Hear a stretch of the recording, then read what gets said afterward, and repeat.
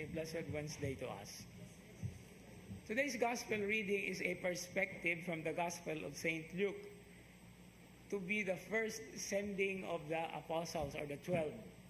Mura ni siya og kanang apprenticeship in such a way. But while they were being sent, of course, before they were being sent, there were instructions. And the most significant instruction that Jesus gave to them is to be themselves. Not to carry practically anything, even extra tunic. And this is what it means to be called as missionaries. You know, I remember a very interesting example nga. Kanang magbiyahe tayo nga daghang itagdala. Usahay manghabilin. Usahay malimtan ang ticket kay giuna man tong bag sa makeup or something like that. Or something to this effect nga, we have so many things that we like.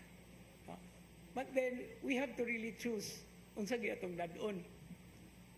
To the point nga, di na ganita makapili, na day maingon, dalan na lang na tanan, pa rin na ka magpili. Bugat gihapon noong kaayo.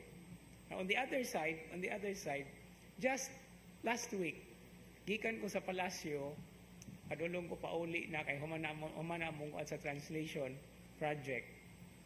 Na-sandwich dito nga snacks na mo nga lamian kayo ko. So akong nangayo ko, akong gibutang tapad sa driver's seat.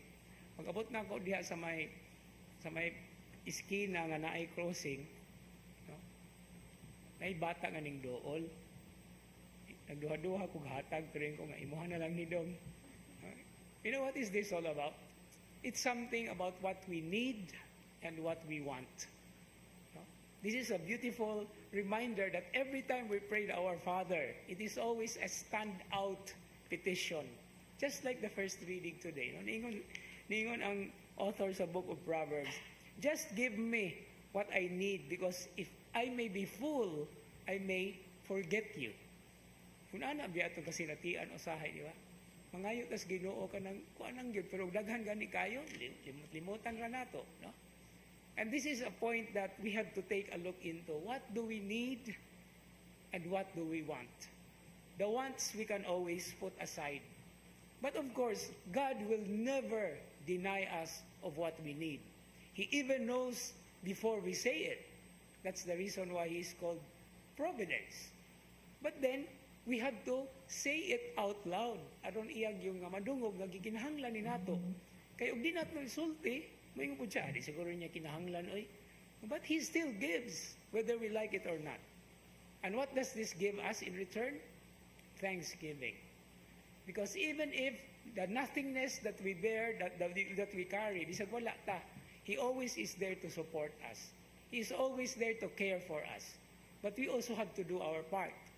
But then, the most beautiful connection that we have, the bridge that we have between Him and ourselves, is this gratefulness and thanksgiving. Muna nga, I personally chose to have a votive mass for the Thanksgiving for today in order to remind us always. And not only that, take note that every time we pray to our Father, we always say, give us this day our daily bread. Walay sobra, insakto ra gyud. Di pod kulang kay siya kabalo kung unsa kadaghanan atong gikinahanglan. In His kindness, in His providence, we always say, thank you, Lord. And thanks to everyone who also do the sharing, precisely because it is part of the mission, that is part of the journey. Despite the little that we have, we still can give to others to help them because we are instruments of this providence of God. Amen.